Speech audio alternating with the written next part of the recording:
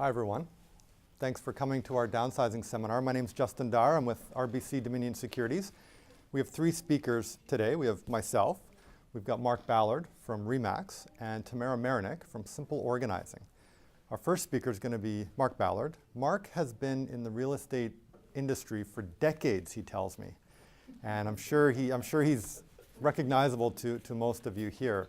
And Mark's going to come up and start talking about his experiences with downsizing and talk about your options and so on. So please help me welcome Mark.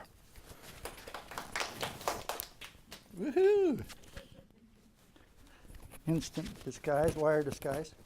Yeah, so this is about our fourth or fifth seminar that we've done, and it's nice. We have a little bit more attendance, and other times, and the different weather patterns, I think, changed that. Thank you guys for coming.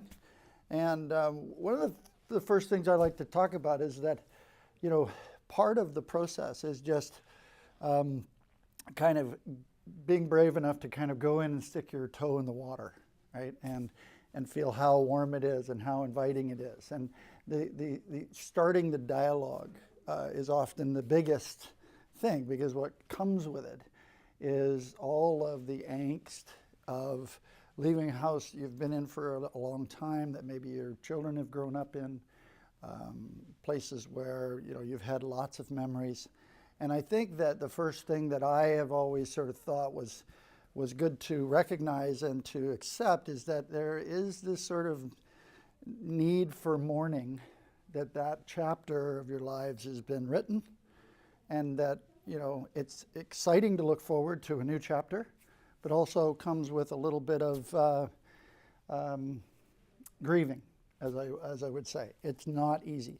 And I think facing the fact that it's not easy is something that you're not kind of fighting yourself feeling that it's not easy, right? Decluttering is not easy. You're culling stuff, and I've done it with my mom. I've done it with a lot of people over the years, and I've got a variety of stories. But in every case, there has to be that acceptance that, this chapter is written, and we're looking at to finish that chapter, and actually look at starting to write the new chapter, and what does that entail. So part of, I think, this experience is that you do need to kind of go up to the water and stick your toe in. You do need to then come back and reassess how that felt, okay? And sometimes this can take, a long process. Often when you're making the decision without a dramatic issue that's changed your lifestyle in a fashion, like you've fallen and broken a hip, and now you need a place with 0 stairs or something like that. So what we do find is that often it is triggered by some event. And I know with my mom, my dad passed away. My mom was then, the sole person living in a, 5,000 square foot home. And it was really funny because Dad was looking at trying to get us to sell the house before he passed in that spring.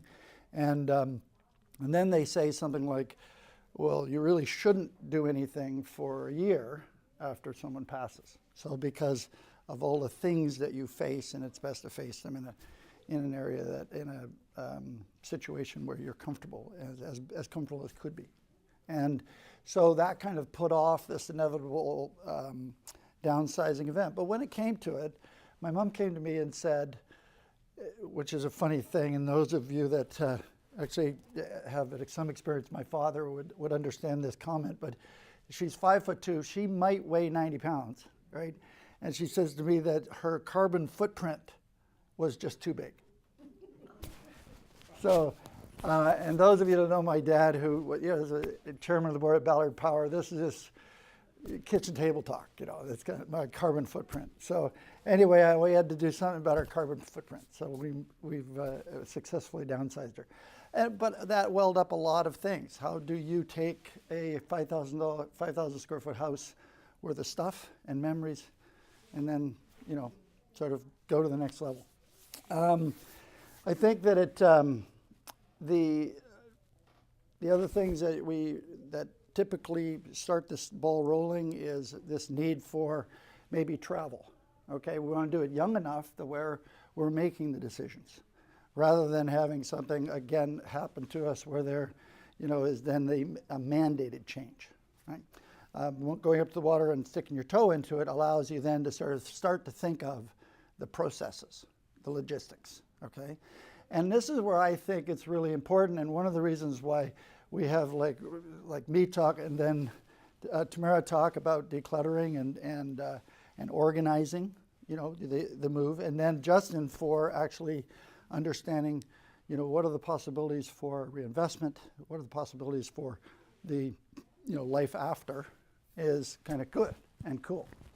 So one of the things that I really want to stress is that there's a huge amount of choices available. And I like to say that it's really an open book, and that's the part that's exciting. You can take a 50-year-old bungalow right now in West Van that's there's $4 million or something like that, and I can always come out and help give you some real numbers on that. But the most important thing is that if you're doing that, and then you then have to say, like, what does my new chapter look like? Do I want to rent and keep all that money as investment and investment income off of that? Do I want to buy or rent in the desert? We were just talking about, Palm Springs and Scottsdale and things like that. And that might be a possibility in your future. If you take, and sell a house here on the slope for $4 million, that gives you a lot of freedom for buying something down in the States or in some paradise, Hawaii or whatever, and you can really think out of the box. Now, when not to use my mom's story too much, but when Mom wanted to go to the Westerly, so she made that decision, and she wanted to make that decision herself. She didn't want, it saddled on anybody else. Okay, and the perfect thing is they're active. I can't believe how much they do over there, right? They got yoga and they got workouts in the morning and 3 square, she calls it, 3 square meals a day. I said, well, they're not in prison, Mom, They'll let you out. No, she walks the seawall and everything. She just loves it. But it does give that opportunity. Now, what I did in the package was I gave you some examples of what are some recent sales. And as I was saying before, it's not all we hear about the sales that make the news. We hear about the Grosvenor at $2,500 a square foot. We hear about the Cressy, getting $6 million per floor on their tower. But what they don't talk about is we have lots of 1,000 square foot, 1,200, 1,300, 1,400 square foot, down to 800 square foot, 2-bedroom and den condos that are 30, 40 years old that are coming in under $1 million. So you're selling 4, you're buying 1, you're investing 3. But and that's not your only choice. When I actually downsized myself, the boys were going to Caulfield and they were going to Rockridge, and they went to UBC and split up in UVic and BCIT. I took that opportunity and immediately got the house ready for sale, sold it, and we built a little house, which is almost an apartment size, on a little 33-foot lot down low on Ambleside on Dutchess. So we didn't go away from home. We still got a single-family house, but we went from 5 or 4,500 square feet, 6-bedroom home down to 1-bedroom, 3-den home. And where kids, if they really need to come back, they got a place to park, but it's not one of those kind of stay as long as you like kind of thing. It's like, oh, sorry, we need that back, But anyway, that's my lifestyle. So I think that the book kind of does examine a few of those things, and it's really just there for an education, just for you to kind of see, well, what would $600,000 buy me if I sold? And one of the things that I think is really important, and there are some actual active listings in the book too. And there's a place to write notes and stuff if you want to use that and write notes today. So the big deal is just kind of informing yourself, okay? And that's one of these things where we talk about you coming up and dipping your toe in the water and then going back, right? Well, I don't think you can make actual decisions without actual information. I think you need to know the numbers, and you can actually get the numbers sitting on your couch. You don't have to go anywhere. Like I can provide you with information about what your house would sell for. You can look at what's the market doing for condos to buy, small homes to buy, little ranchers without stairs to buy if you don't want to give up gardening, right? The Westerly is an option. What you can, get information about Palm Springs or Scottsdale is available. So you don't really have to go anywhere to get solid information. And Justin and Tamara can provide their information so that you can do this in the kind of the comfort of your home, okay? And I would be I would want you to have all of these information, I want you to have all of this knowledge before you sort of advance, okay? And so that's why the listings are available in your book, is more kind of educational. What does $1 million buy me? What is half? What is two? And that kind of thing, okay? I think that the premise under that is that knowledge is power, and that gives you even more comfort. And you've kind of come out to a seminar, you're dipping your toe in the water, you're seeing how it's warm, get the numbers, and then that becomes another layer of comfort in going forward. We look at all of our furniture, we look at all of our stuff, and we go, oh my God, it's like an elephant. Like there's this big, huge white elephant in the room, right? Well, as an old adage, my father told me when I was really young, like we eat our elephants one bite at a time. So if you ever have to eat an elephant, you look at the whole elephant, I can't possibly eat that thing. But you can, just one bite at a time. And then the other thing is that recognize, as we talked about first off, recognize that there's a grieving aspect. It's hard to actually go do this. I think also that you want to recognize the obstacles that you'll put in your own way. And I think that's where I'll kind of end it. The whole issue of decluttering is scary. What are we going to do? The costs involved. Just afraid generally of change in our lives, right? But there's an exciting part to that. And that excitement can actually feel a little scary too. The fact that there's the wild blue yonder out there can actually be a scary thing, okay? But I think you guys are headed in the right direction. So thank you for listening. And I'd like to introduce Tamara. Come on up. Thank you for joining us. I really appreciate it. But I'm going to start today with a question. And I'm going to be the first one to put my hand up really high. So the question is, by show of hands, how many of you have ever procrastinated in your life? Like ever? Okay. So see how common it is? Everybody does it. All right? It's normal. So, but what I want to talk about procrastination is that it starts with a feeling and a negative thought. The negative thought leads to a feeling, and then the feeling's like, I don't want to do it, I don't like it. And so there's always something that's kind of creating a barrier. The stress leads to a barrier. So I want to just give a couple mental boosts so that if you choose to start this organizing process, that there's a couple creative ways. So I'm going to start with the creative one, where you pick a friend, a best buddy, maybe your partner, someone that you love enjoying music with. You pick a few songs that can last 10 to 15 minutes long. Turn up the music a little bit louder than you normally would, and you start singing or you start dancing to this music, and then you go. And you give yourself 10 to 15 minutes to do one tiny task. And I mean one small task only. It could be just opening one drawer in your house and you only do the drawer. It could be one shelf. It could maybe be 20 hangers in a closet. So you just keep the task really small and you start building momentum, because what you're trying to do is create the negative thoughts that creates the stress into a positive thought and a positive action. And so the other mental boost I want to talk about is usually when you're by yourself.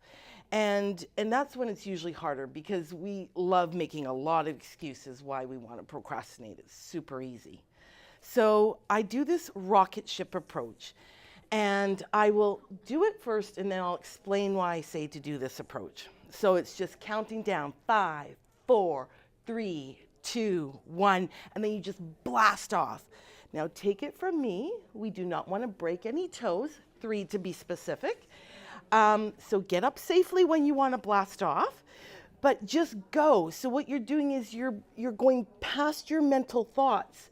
You're going past all the barriers that your thoughts are trying to get you to stop and procrastinate. So it's just doing this rocket ship approach. Once again, you go for 10, 15 minutes. Always keep it small. Now, if you've got a little more flexibility, 20, 30 minutes with time. That's it. Just build the positive momentum. And so when you do these one small tasks and you're building the momentum, you want to maybe keep in mind, okay, let's not start thinking, I've got to go get that shelf. Oh no, now I need a container to put it into this. And oh no, that toolbox isn't the right size. Oh no, it's not new enough. I'll go get a new. No, stop thinking about how to do it and just organize. So it's very important, and it's my motto that I use all the time, is keep it simple. Slow down, breathe, and just allow yourself to have fun in the process and not overthink. All right, so then the other thing that I like is a couple rules. I'll start with the first one is if something comes in, something goes out.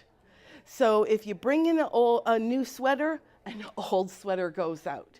If you bring in a new pair of shoes, an old pair of shoes goes out. Or better yet, fix the pair of shoes, buff them up. I mean, there are ways to keep things new. So it's always about working with your space. A lot of us, say if we had like a 1,000 square foot, we're downsizing into 1,000 square. Well, a 5,000 square foot home can't go into a 1,000 square foot home. It's impossible. You would have no space to live.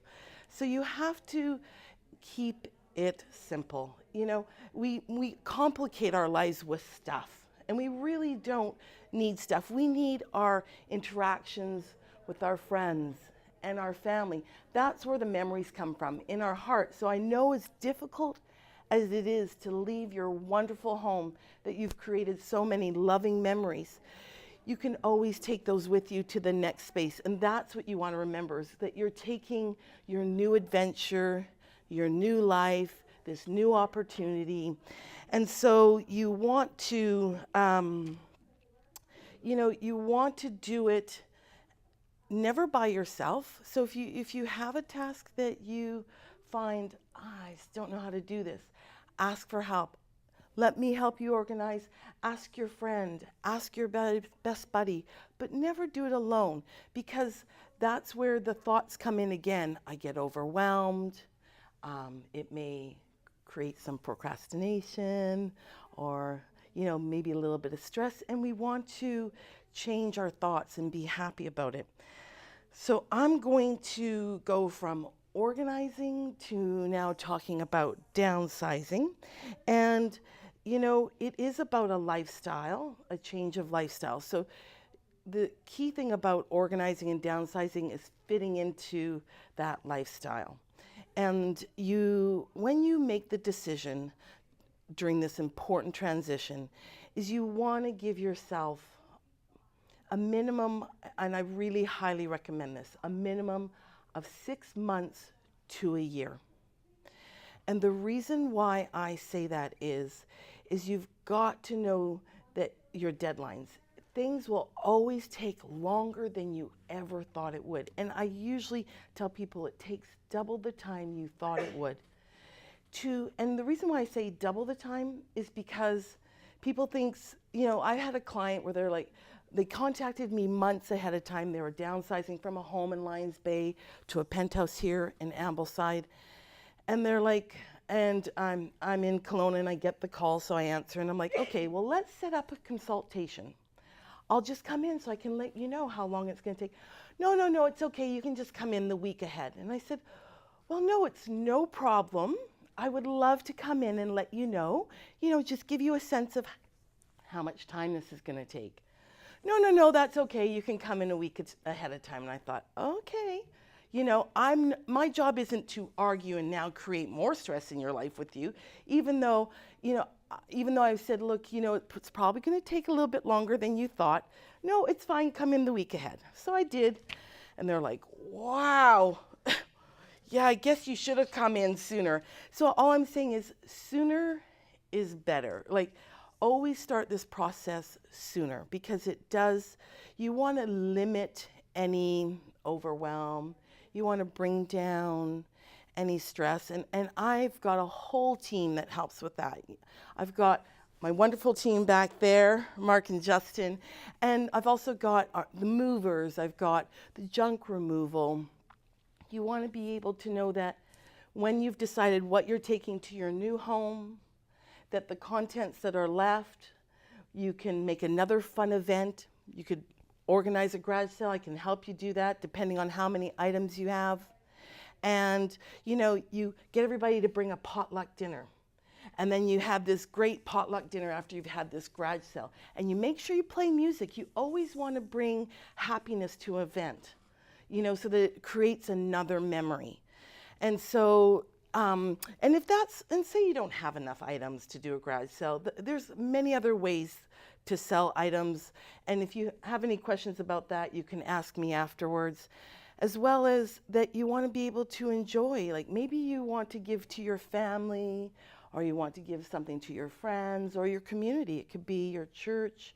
It could be nonprofit organizations on the North Shore if you live on the North Shore.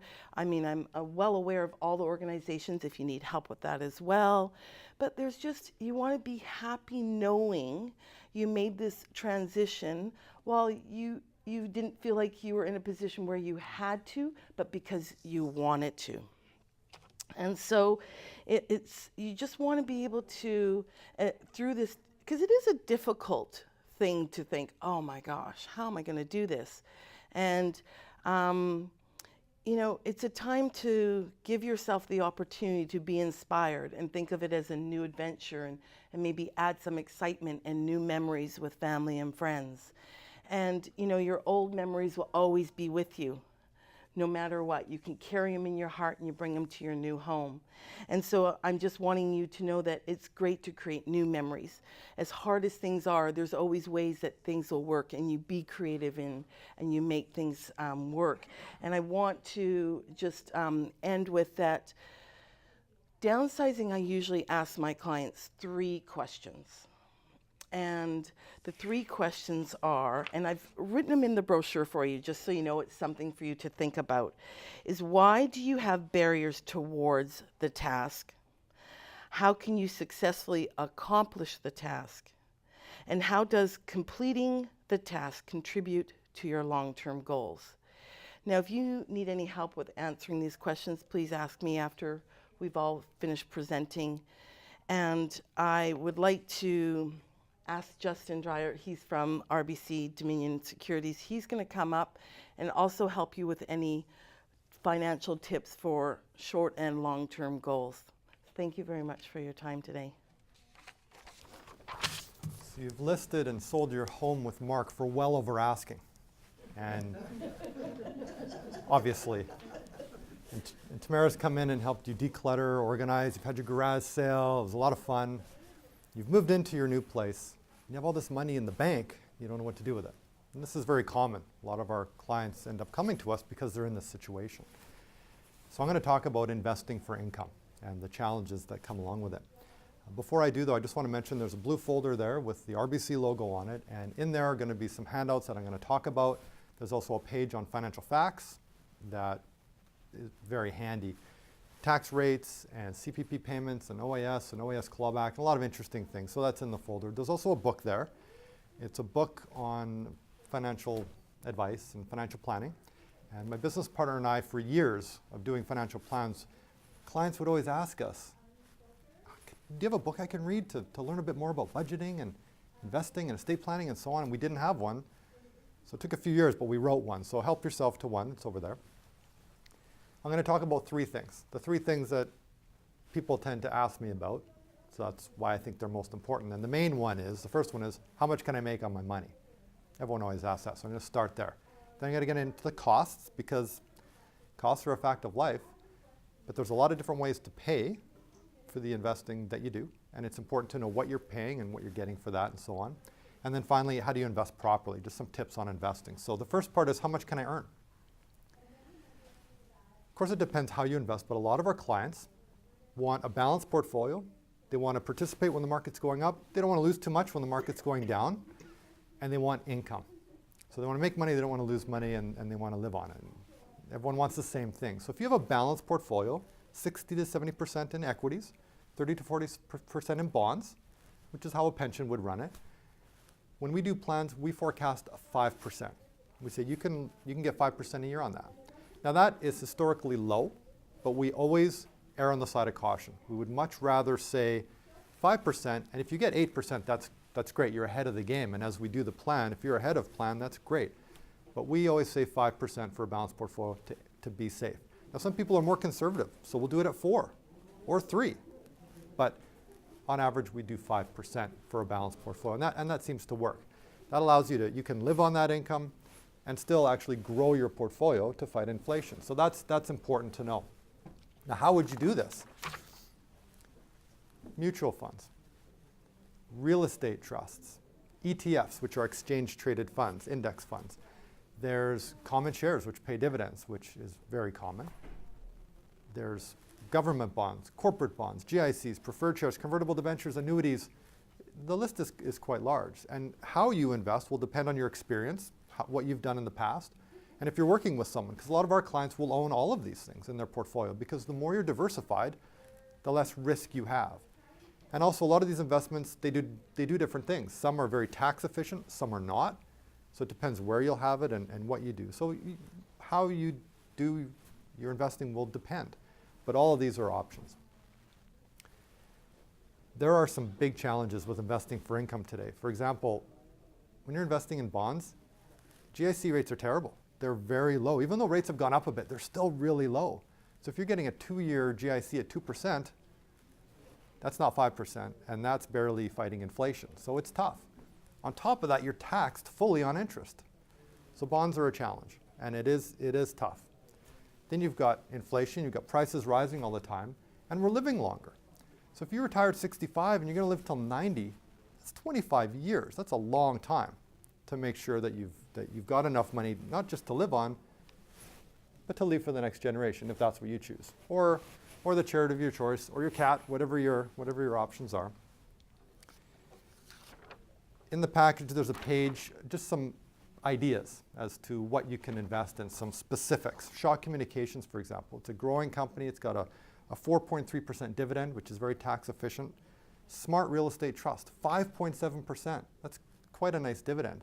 And it's a really nice income trust as well. Pembina Pipeline, 5%. There's a Dynamic Strategic Yield Fund, which pays 5% a year. It's very balanced, 50% bonds and equities. And even though it's very balanced, it's actually paid its 5% distribution and grown. So there's some great ideas there. There's also some companies for growth. You may have heard of a company called Amazon. They're changing the world. They pay no dividend, but they're growing.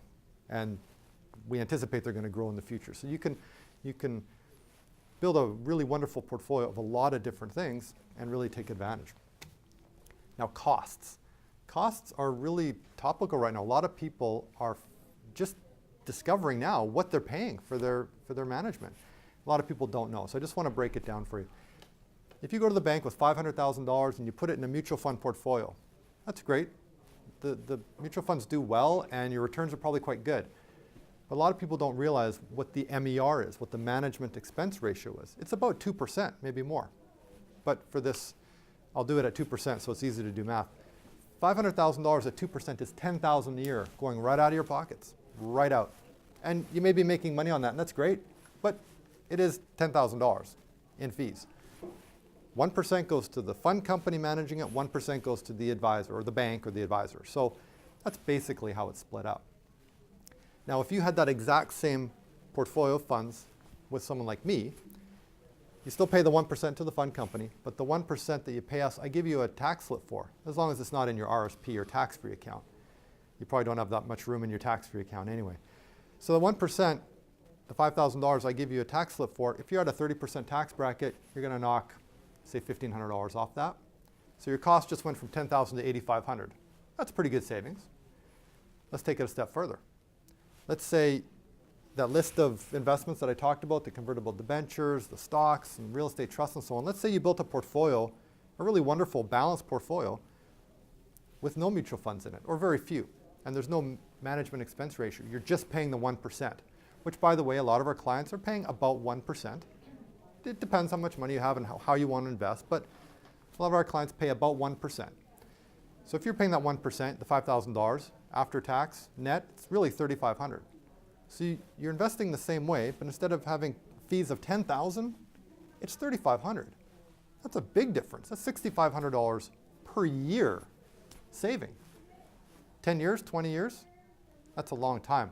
Let's say it was $2 million, $26,000 a year in savings of fees per year, that's real money. So costs matter. You should be aware of it and look at ways.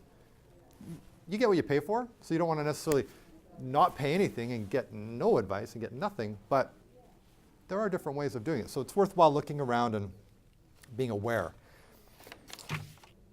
Now, when you're paying a fee, what do you get?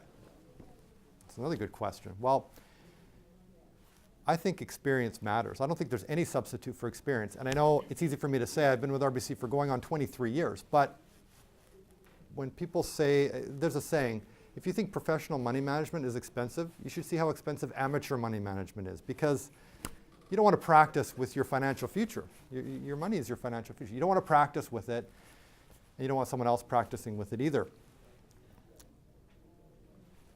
We create financial plans for our clients. That's besides finding the investments and following them for you, we create financial plans for people. They're personalized. They're specific to you.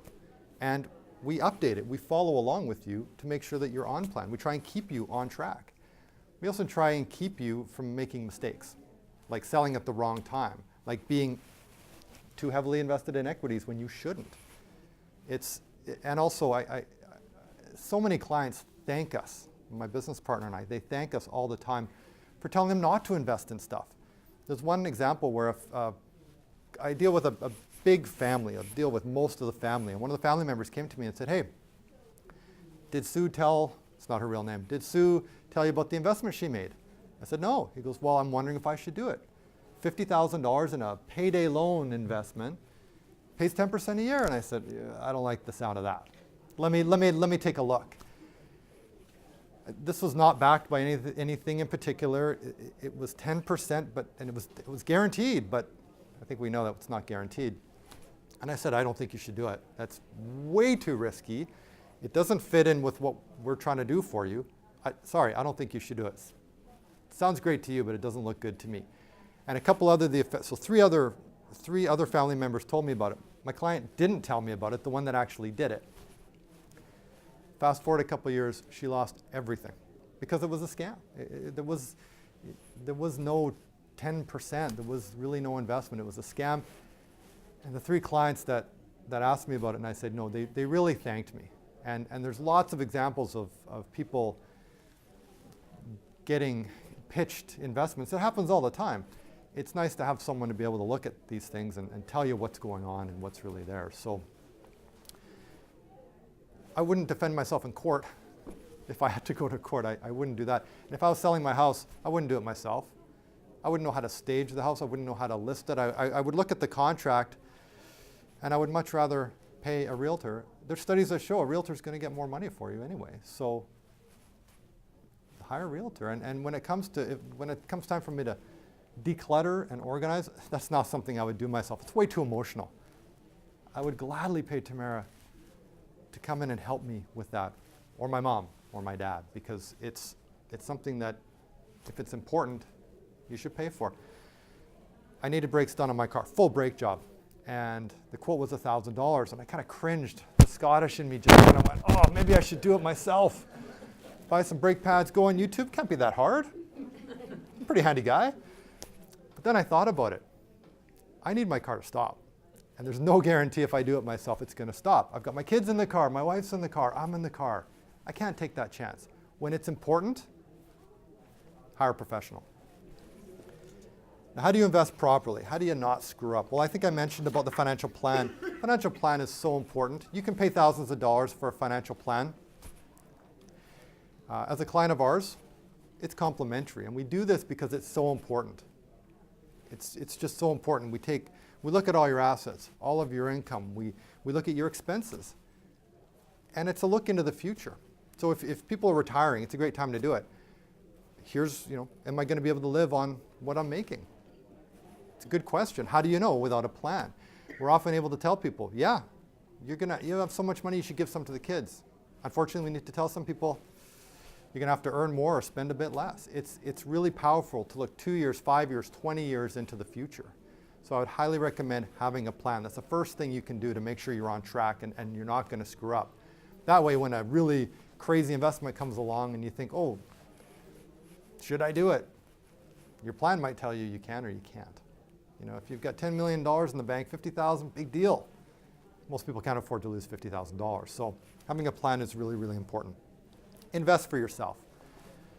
There's a questionnaire in the folder there that you can fill out, and it'll tell you if you're a balanced investor, aggressive investor, or ultra conservative. It's important to know that. You might already know that, but the questionnaire is just validation. If you're a conservative investor and you've got an aggressive portfolio, which is always fine when the market's going up.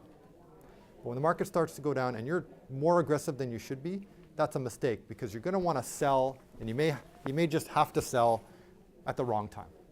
And that's a mistake, and it's hard to recover from that sometimes. So invest for yourself, and don't listen to your neighbor or friend. No one ever tells you when they lose money. They always tell you when they make money.